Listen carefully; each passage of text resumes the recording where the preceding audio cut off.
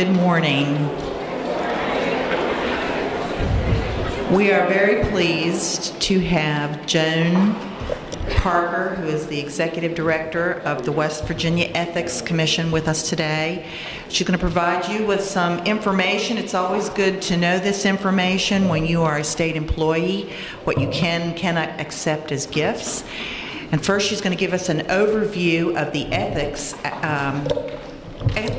Act, and then she will talk to you specifically about some things related to gifts as state employees. So, Joan, it's yours. Thank you.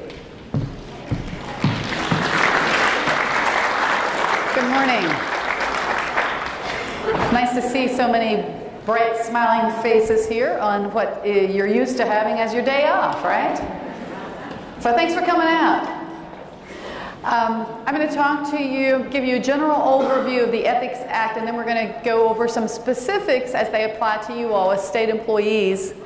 And then at the end, what I like to do is try to gauge how well you've listened, and since you're in the academic community, then how well you apply the law, the theory, to actual factual scenarios. So we will have some audience participation with some true life scenarios, and then I'll ask you if you were in my shoes, if you were from the Ethics Commission, how you would handle the situation that we're going to describe. Now, I tend to move around some, which is why I like the portable mic, but I'm also mindful of how deep this chasm is here, so if you see me start to dive, you know, just do this and I'll know it's like step back.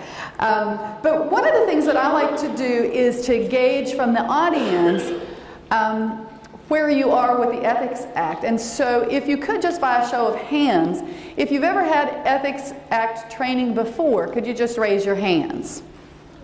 So that's a lot of people. Now, have you had it, has anyone in the room had it within the past 5 years? Still a few people. At Snowshoe, is that where most of you get it? Raise your hands if it's Snowshoe. I can't see you shaking your head. Okay, not so many at Snowshoe. Have we met? No. Okay. Online training. Okay. All right. Good. Well, so some of this is going to be familiar to those of you who've had training before, but then there are going to be some updates and maybe some surprises for some of you, because periodically the law has changed, and we do issue guidelines as times progress, and so you'll see some of those. Next, please. So the Ethics Commission itself is a state agency, and by statute we have 12 members. We're not fully staffed at this point. We have 8 members, and the statute says that we may have no more than 4 from a particular congressional district so that it's geographically representative.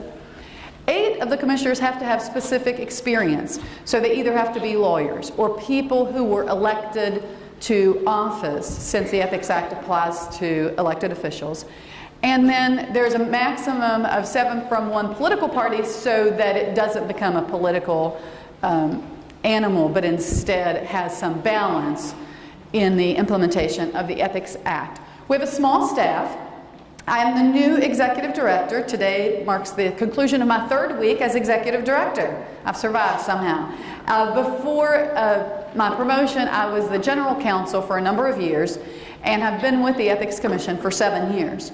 Our legal staff includes Mary Claire Akers, who is closing out her 2nd week with the Ethics Commission, Arlie Hubbard, who's into his 2nd month, and then Kim Weber is a part-time staff attorney. Their names are here because if you ever have a particular question that you want to know about the Ethics Act, you can call any one of us. You can either ask for us by name or you can ask to speak to one of the attorneys. And we always take your calls. And unlike many state agencies that are staffed by attorneys, we actually give you legal advice that you can rely on. Now, sometimes you might call some other office and they'll say, well, we can give you general information, but we can't advise you. Well, our agency is unique because the statute authorizes the legal staff to give legal advice, and if you've told us the truth and you rely on the advice we gave you, then you won't be prosecuted administratively for violating the Ethics Act under those circumstances. Next, please.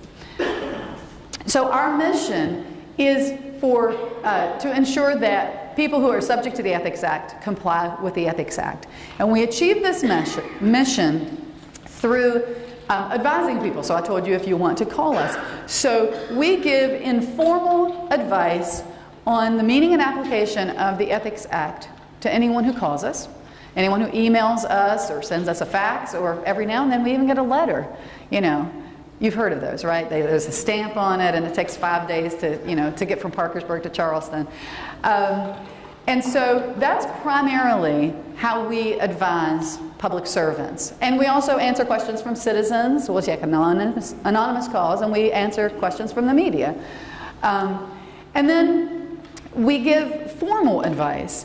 And that's in the form of advisory opinions. Every month, the Ethics Commission meets, and it takes up requests for answers to questions about how does the Ethics Act apply to this particular situation. And it's usually a situation that staff can't answer the question because it's never one that the Commission has dealt with before. And so the commissioners have to vote on what the application of the Ethics Act is to a particular situation. And you'll see some of those later on. We had our monthly meeting yesterday, and they adopted 5 advisory opinions, and you'll probably read about some of those in the newspaper over the weekend because, well, that's the tease. How's that? So informally by telephone or in writing, formally through the issuance of advisory opinions. And then we do trainings. We will go wherever we're requested.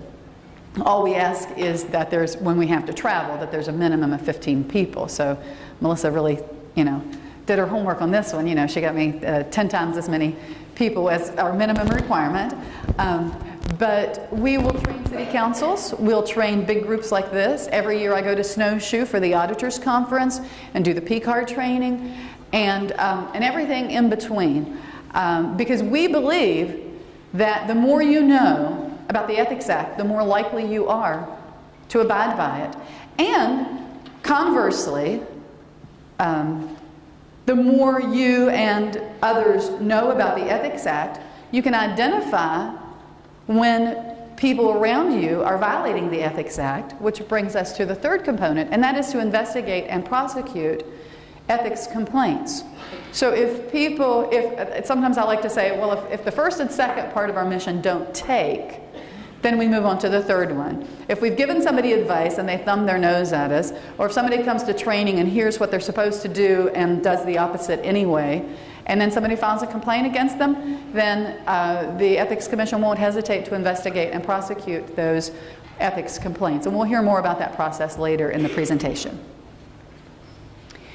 So the Ethics Act applies to a whole bunch of people. You'll hear me use the term public servant. Well, who is a public servant? With the exception of federal government, every elected official in the state of West Virginia, from the governor down to the mayor of the smallest town, every county commissioner, every county elected official, every appointed official in city, county, regional, and state government, and people like you and me, hundreds and thousands of state employees, county employees, municipal employees, employees of regional councils, boards, you name it, the sky's the limit. So I'd like to say, and so the Ethics Commission regulates all those people who are subject to the Ethics Act. So when you want to talk about 6 degrees of separation with the population of West Virginia, I think I am related through ethics to at least half of the adult population of the state of West Virginia. So that's who it applies to. And every branch of government, judges are subject to the Ethics Act. Members of the legislature, the executive branch, all subject to the Ethics Act. It doesn't matter if you're a full-time employee or a part-time employee, you're subject to the Ethics Act. Doesn't matter if you're appointed or elected, you're subject to the Ethics Act. Now, who it doesn't apply to, there's a common misconception that some private organizations that receive government funding, even maybe the bulk of their funding comes from the government. The people who work for those organizations or are officials related to those organizations are not subject to the Ethics Act, just by virtue of the funding.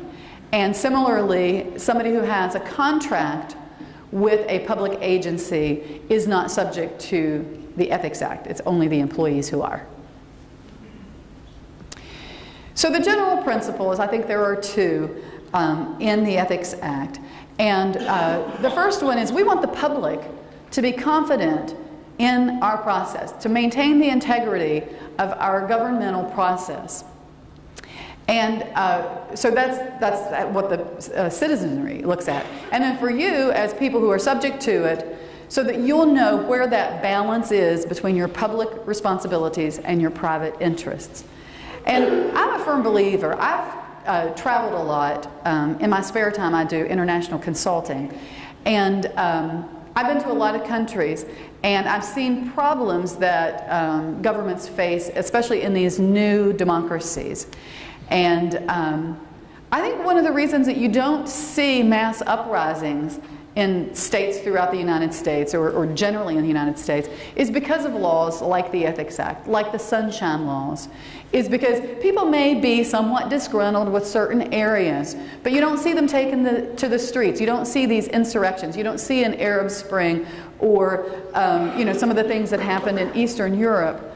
And I'm not saying that those are bad things. I'm saying that we don't have to worry about those kinds of things because we have these kinds of mechanisms in place to hold our public officials accountable and to ensure that public corruption is not the rule rather than the exception.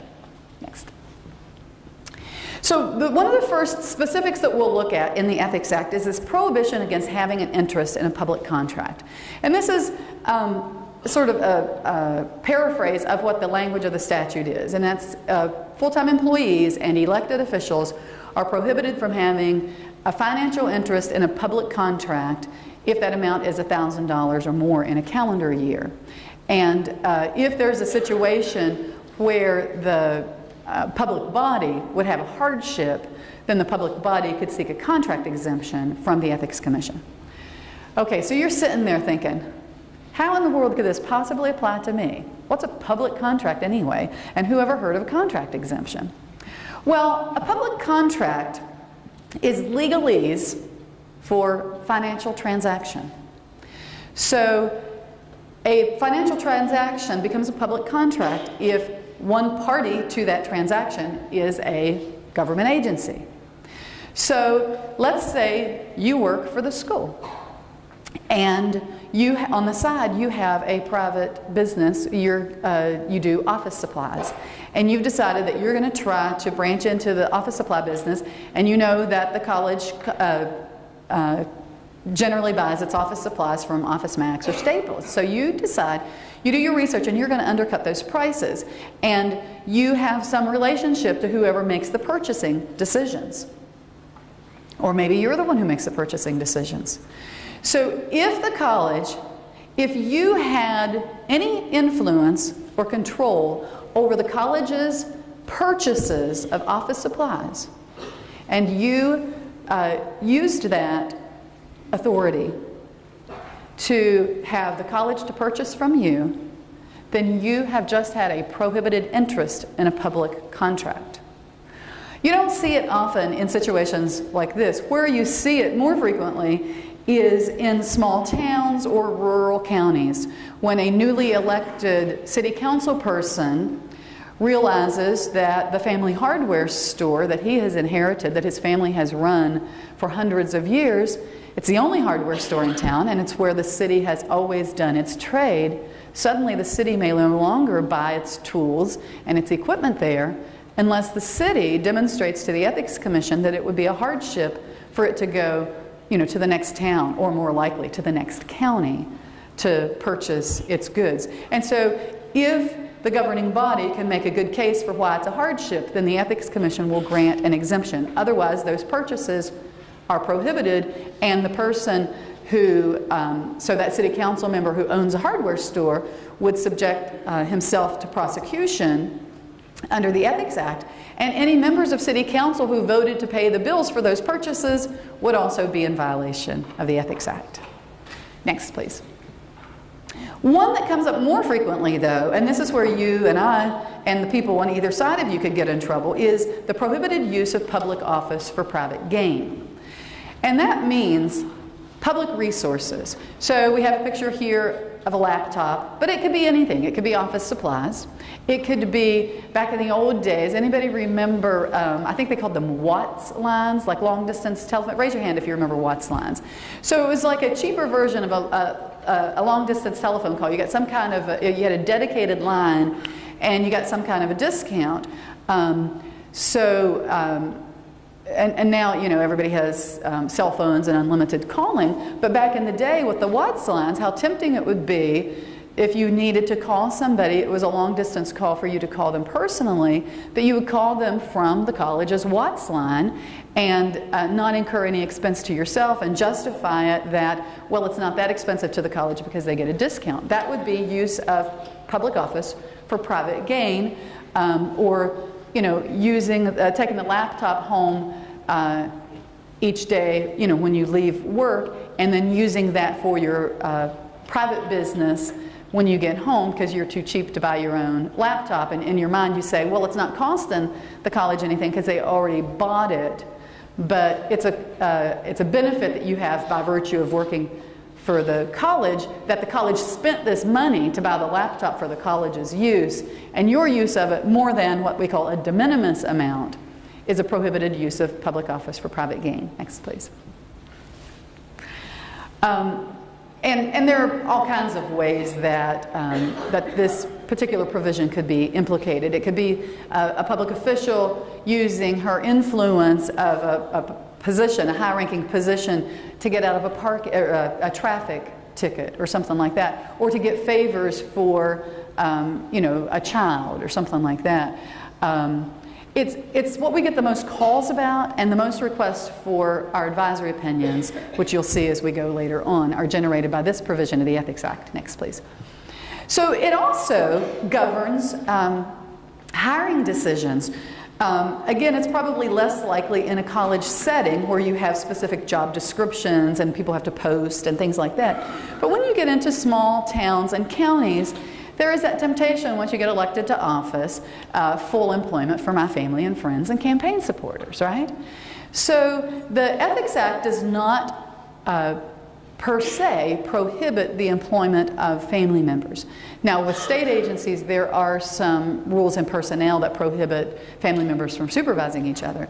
But generally speaking, so long as it's a fair process and the job isn't created for the family member or friend, and the person is qualified for the job and there's been an opportunity for all qualified people to apply, then in those situations the hiring of a family member does not necessarily violate the Ethics Act. And so we have this legislative rule that sets forth the guidelines, and generally the way to avoid violating the Ethics Act as it relates to nepotism is that if you know, if you're in a position that you have some influence in a hiring decision, and you know that someone close to you, either a family member, someone with whom you have a financial relationship, or someone who is so close to you that it could at least give the appearance that you're using your position for that person's benefit, and so someone close to you is going to consider applying for the job, or you know would be you know, in the top 10 or something like that, then you need to completely stay out of that hiring process.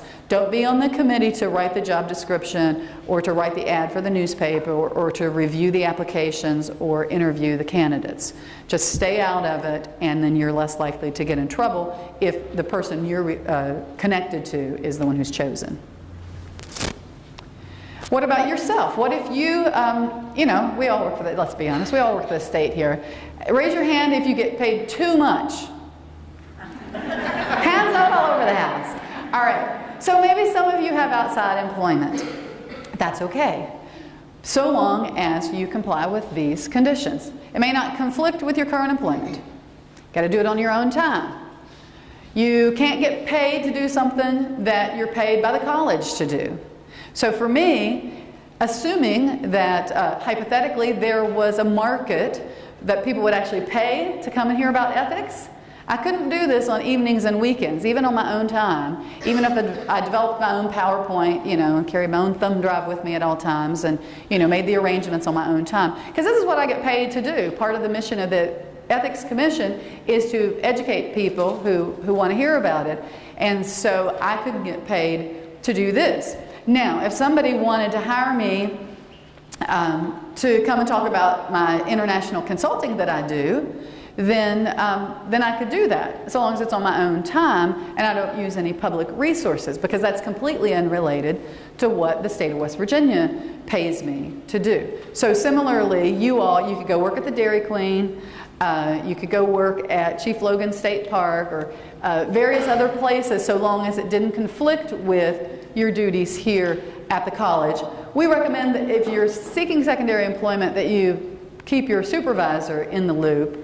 And to the extent that you regulate somebody, and maybe that would be people like in the admissions office, if you have the ability to grant or deny admissions to a student, it's probably not a good idea to work for a place where a lot of people who would be students would be somehow subject to your control. And I can't think of an example, so that was probably a bad example. If anybody out there can think of an example, we'll come back to it. But we recently had an advisory opinion. I'll give you an example. We had an advisory opinion.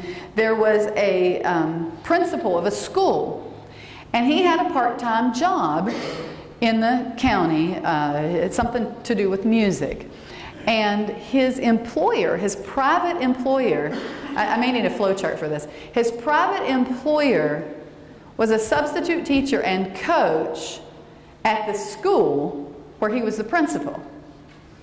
So the question was, is this prohibited employment because you're working in your private capacity by somebody that you regulate? Is that what it means to regulate? And so the Ethics Commission studied it, the staff did the legal research, and the conclusion was that so long as someone other than the principal did the coach's evaluation and the principal kind of stayed out of that process and somebody else signed off on it, then we wouldn't be in a situation where it looked like it was favoritism, that he's always going to give the coach good reviews because that's his boss. If he doesn't, he's going to get fired in his private job. So we said that employment was permissible, but there had to be some conditions to make sure that there are no cries of foul. How's that? Next, please. Now, what about you want to work for another government agency? Say everybody is just so thrilled by my presentation today that your president offers me a part-time job. You know, why don't you come to Logan every Friday? They thought they had Fridays off. Not anymore. Come and do this every Friday. Well, could I do that? Only if I took annual leave from my job with the Ethics Commission, or flexed my schedule so that I worked 4 10-hour days Monday through Thursday so that I could come here on a different clock. I couldn't be on the Ethics Commission clock and getting paid that salary while I'm here being paid by another government agency. That's called double dipping, and that's prohibited. If I take annual leave, it's okay, or if I flex my schedule.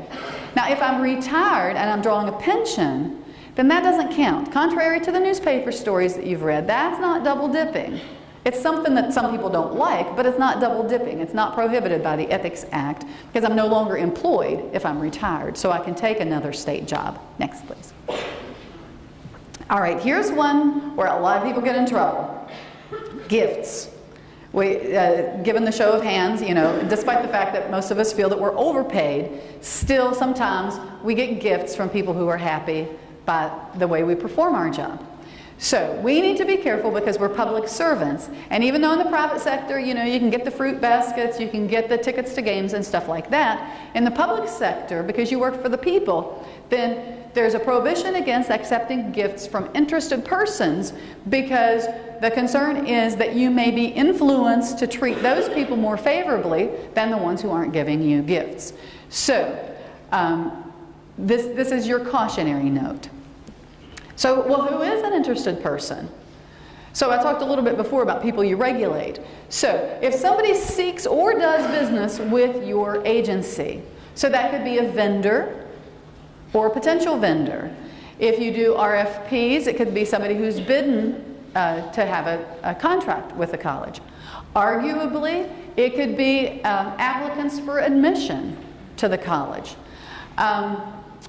Somebody who's engaged in activities regulated by your agency. So if, for example, you work for the Public Service Commission, it would be your utilities, or the coal trucks because of the transportation division part of it. Or people who have financial interests that are affected uniquely by the way you perform your job. It's unlikely that, you know, with the college you're in that situation, but that is one of the other provisos of this particular section of the Ethics Act. So, under no circumstances, even if we conclude that it's a permissible gift, under no circumstances may you ever solicit a gift. The Ethics Act says absolutely not. Prohibition against solicitation. And frankly, what would Ms. Manners say? If you ask for a gift, it's not a gift, right? So the prohibition is in a calendar year, you may not accept more than $25 from an interested person, or a gift with the fair market value of $25. And it's important to know that it's a fair market value, not the cost to the person giving you the gift. Because there are situations, sometimes maybe you'll have a big corporation who is an interested person, as defined on the previous slide, who may sponsor an event, and as part of the sponsorship gets concert tickets or golf foursomes or something like that, and gives away the ticket and say, oh, don't worry, it didn't cost me anything, so it's not a prohibited gift. The question is, how much would it cost you if you had to buy it? So what's the fair market value? And the college can impose stricter guidelines if it wanted to. I know that some agencies, I believe it's the Department of Highways, I believe in their statute, they have a zero gift rule, but your agency could adopt guidelines that are stricter than the Ethics Act, not more generous, but stricter. And now the one exception, and I like to call this the Appalachian hospitality exception, and that is if the person who is gifting you wants to feed you, then you can eat and drink to your heart's content or to your stomach's content, so long as the person who's paying for your meal is present with you. So a person can take you out to eat or drink, and the sky's the limit on how much the meal costs or the bar tab, so long as the person is there with you.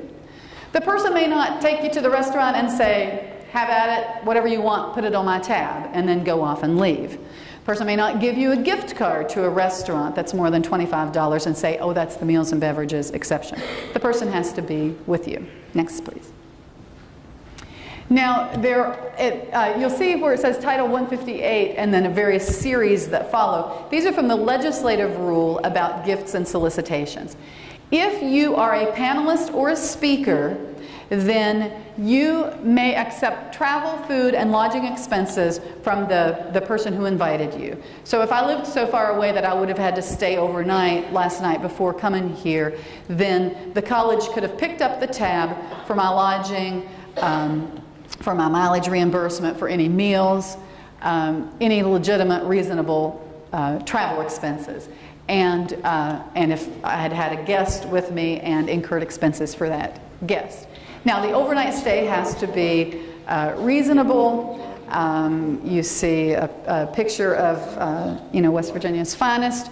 Here, if you're ever invited to be a panelist at the Greenbrier and it's at 11 o'clock and it's an hour presentation, or 2 hours even, it's probably not reasonable for you to stay over either the night before or the night of, because that's easy driving distance. And yes, I know we all want to be fresh for our 11 o'clock presentation, but you can probably get there in time. You don't have to get up at the crack of dawn, to look beautiful by the time, get there for the 11 o'clock presentation. Next, please.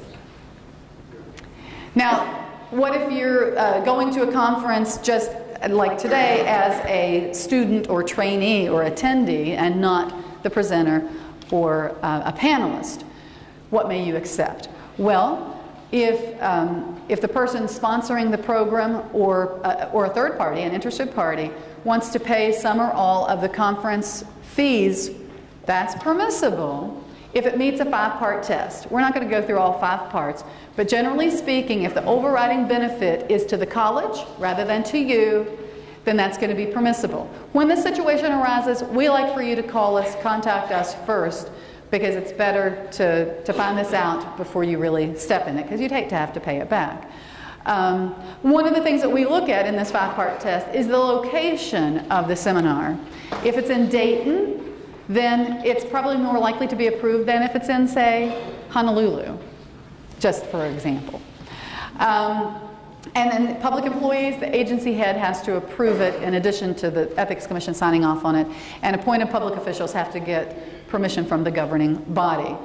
And this only applies to you, the employee, not to your guest, and you may not receive any perks. So if you went to a place that, you know, maybe there was a spa or horse and carriage rides or things like that, even though they may have been offered to other attendees, those are not considered reasonable travel expenses, and you would have to pay for those yourself. Next, please. We talked about the gift rule. Some people think that, well, surely there's got to be an exception for sports tickets.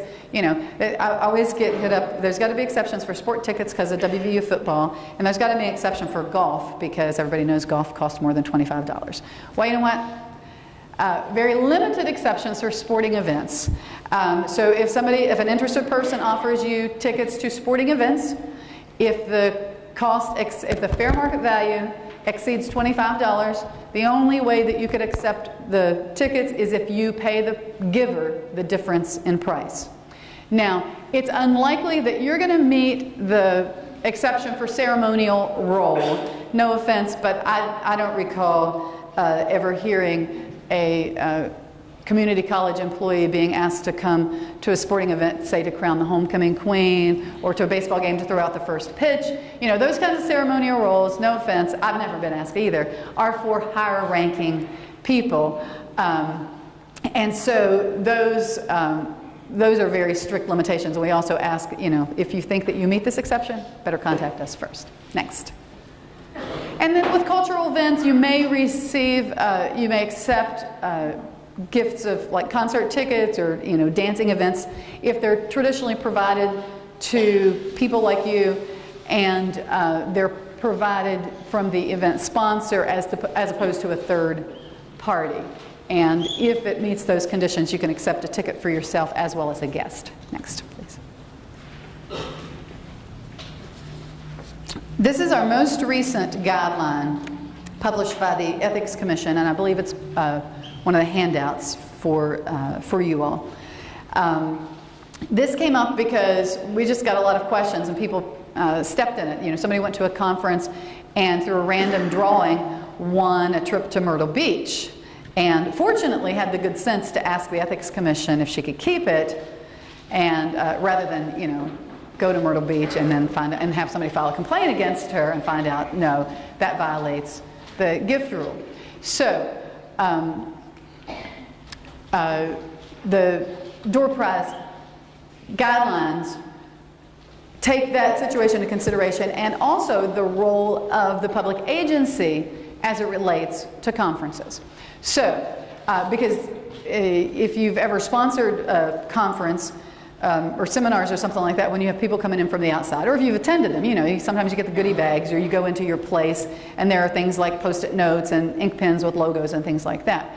So, or giveaways. And so they say, well, what are the limitations? And so we said, a public agency may not use public funds for door prizes or, you know, gifts, giveaways, the kinds of things that, you know, in the private sector is kind of standard. So no public funds for that.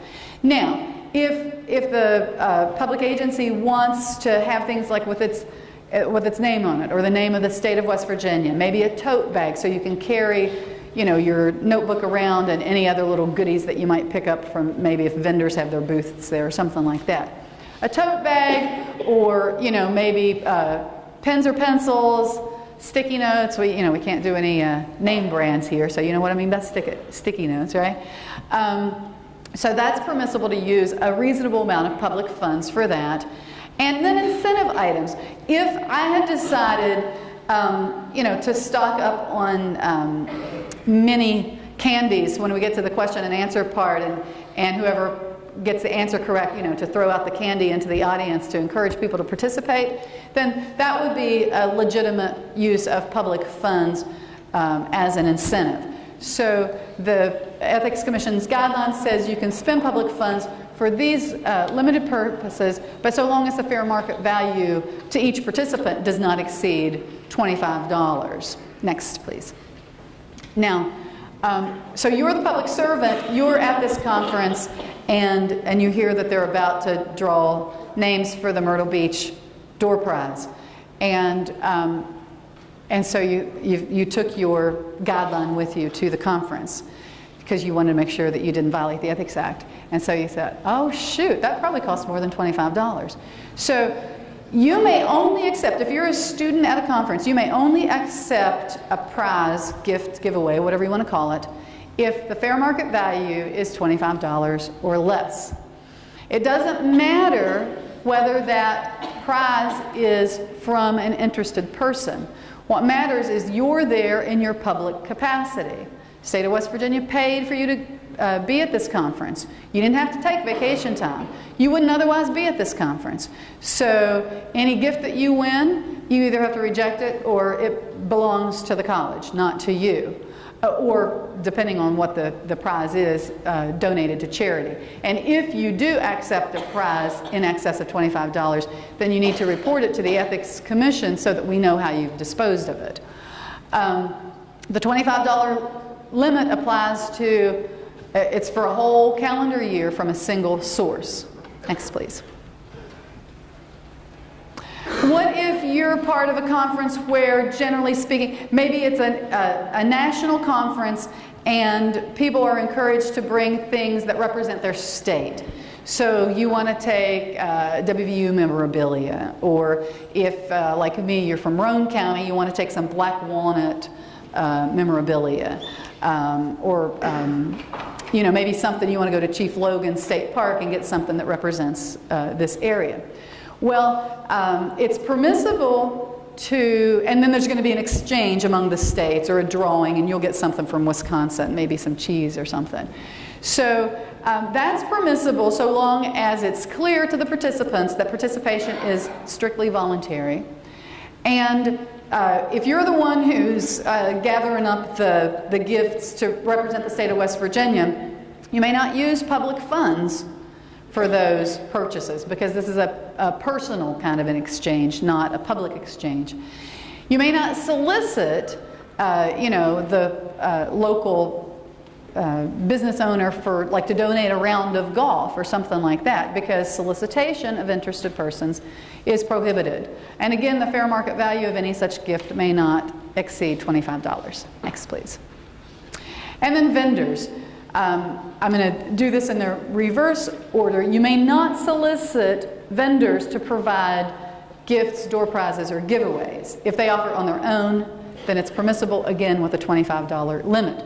But you may ask them to give the little items for the goodie bags that we talked about earlier. So if they have some sticky notes or some ink pens or some tablets with their, like, their company logo or something like that on it, then that's permissible for you to include in the welcome bag or whatever. But again, the fair market value may not exceed $25. A few years back, when there was a freeze on raises, I think this was under a previous administration, we got a lot of calls about retaining good employees when we can't give them raises. And so, is there anything that we can do to recognize employees? And so the Ethics Commission adopted a guideline for public employee recognition and said there are some circumstances under which you may use public funds to recognize employees, and it's up to the head of the agency to make that determination, not the public employees who want to be recognized. Next, please. So, public funds may be used to purchase light refreshments or meals or mementos of appreciation. And the amount to be spent may be up to $25 per employee per year. Now, it doesn't have to be we spend exactly $25 per person. You may have somebody who has been an exemplary employee in the past year who you want to recognize, so you may spend up to $100 for one individual and then less than $25 to, you know, to do that math problem so that it doesn't exceed $25 in a calendar year. And you can use that money either to give things to the employees, you know, individually, or to have a meal or an event to recognize or commemorate. A lot of municipalities use this as the springboard for their holiday party at the end of the year, because you can't use public funds for these kinds of events, and so they say we're going to have an end of the year employee recognition event, and if there's a decorated tree and lots of lights, so be it. That's fine with us so long as they follow this guideline. Next, please. A slightly different rule for people who are retiring or departing from state service. And the general rule is you may spend up to $100 of public funds for a plaque or a commemorative item, like maybe a little trophy or something like that. But you may not give money or a gift card. The gift card is in parentheses because it's not actually in the guideline itself, I don't think, because we didn't think of it. But we actually had somebody to call us and say, well, we got an engraved gift card for the local jewelry store. That was the commemorative gift, and because it was engraved with the person's name, then that means that it's not money, and so it meets the exception. I said, well, so that person's going to frame that gift card, or display it on their shelf or something? Well, no, they're going to spend it. I was like, well, then that's not commemorative any more than, if you engraved their name in a Porsche, and that makes it a commemorative item, So generally speaking, a commemorative item doesn't really have a resale value, with the exception of eBay, where you can sell anything.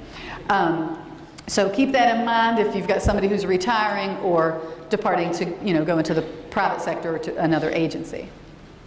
And then you may not spend public funds on food or on renting a facility, bringing in a stripper or a karaoke machine, unless you have specific legislative authority to spend public funds for those purposes.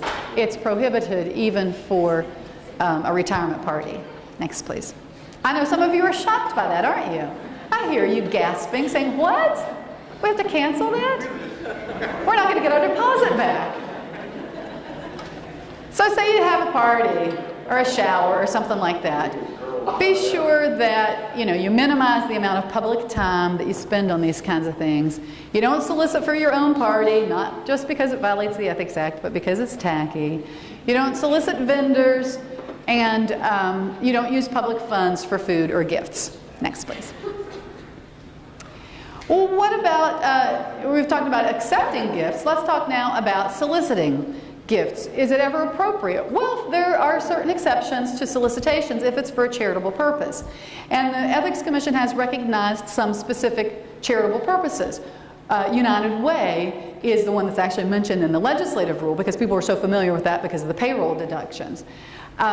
Even for a legitimate charitable purpose, however, a supervisor may not solicit a subordinate. And the rationale is, like we talked about before with an interested person or a regulated entity, how does a subordinate say no to a boss who's asking for money, even if it's for a charitable cause? And that's why we have that prohibition. Next, please. And then, well, what about selling to subordinates? Say you're going to upgrade from your old pickup to the latest SUV, and your subordinate has been, attendance has been erratic, a lot of tardiness because that person has a beat up old vehicle that's unreliable. So you go up to your subordinate and you say, look, I'm going to upgrade to the latest state-of-the-art SUV. Why don't, my pickup's in great shape. Why don't you buy it from me, and then that way you'll be sure to get to work on time. Again, you put your subordinate in a situation. How do you say no? So, direct solicitation of a subordinate to buy from you is prohibited. But if you put the sign on the bulletin board or in your windshield and your subordinate responded like anybody else would have, then that's permissible. Or if you own a store and your subordinates come to that store to shop, that's okay too, because they've come in on their own accord, unless of course you've ordered them to, which is a different problem. Next, please. Similarly, selling to or buying from people you regulate is prohibited absent a contract exemption. And the prohibition is related to when you've taken regulatory action within the past 12 months. Unlikely to apply in your all situation with the possible exception of maybe some admissions issues or if you're the purchasing person and you've chosen a vendor. And even in those circumstances, you can seek an exemption from the Ethics Commission. Next, please. We enforce the Ethics Act through the complaint process. We haven't gotten our uniforms yet. And we understand that our purchase is being held up because with the hiring freeze, how can you justify, you know, our uniforms to enforce the Ethics Act? So I'm still waiting for the Billy Club, but that will have to wait another year, I'm told. Next, please. Any citizen may file a complaint. Complaints have to be in writing. They have to be signed. So no anonymous complaints, no verbal complaints.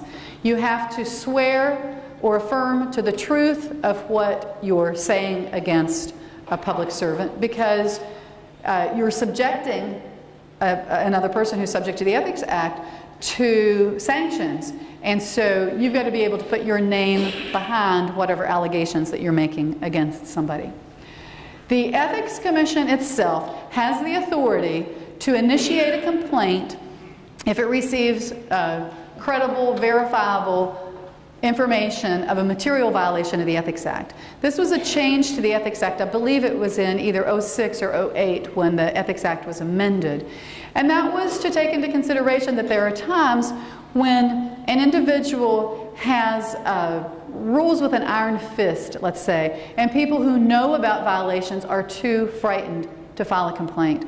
And so before the amendment, the Ethics Commission could have stacks and stacks of evidence that would demonstrate that a public official had violated the Ethics Act and be powerless to do anything about it because no one has filed a complaint. So now the Ethics Commission has the authority to initiate complaints, and since that amendment has probably initiated, I'm going to say, about 20 complaints. It's not something we take lightly and, you know, do on a regular basis, just when the evidence almost, you know, sort of requires it. We would be remiss in our duties if we didn't.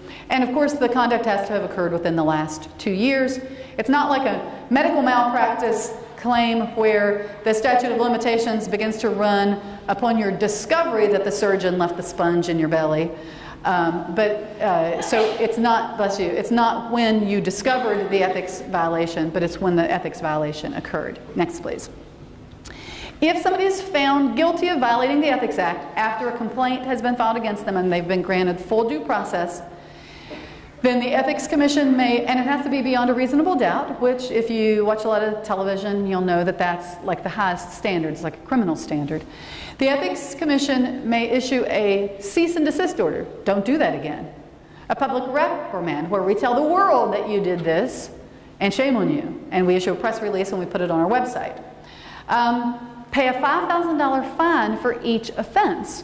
So the last order that I received, I prosecuted a former mayor, and he was found guilty of 3 violations of the Ethics Act and ordered to pay a $5,000 fine for each of those violations. Okay, well, let's look at the next one. Order of restitution.